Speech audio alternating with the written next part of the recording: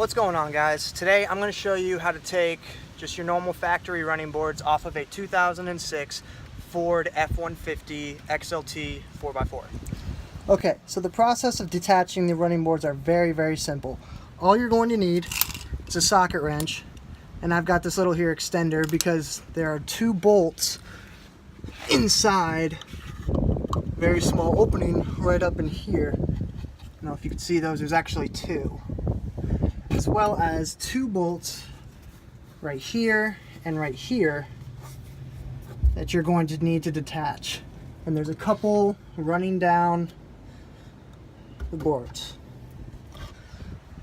So let's get started.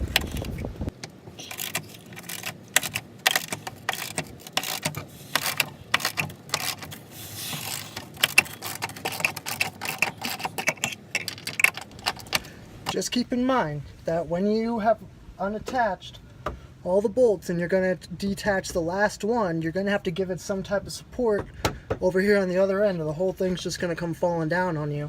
I'm in a position where I can just use my knee right here to give this thing some support, but keep in mind, if you aren't, giving it some type of support, when that last bolt comes out, it's coming down. So be sure to protect yourself.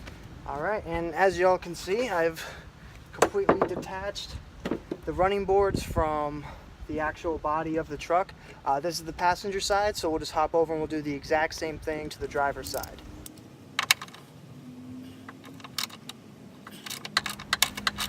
And that's all there is to it, guys. The running boards are off your truck. You're free to attach some Nerf bars or just leave it clean cut if you want.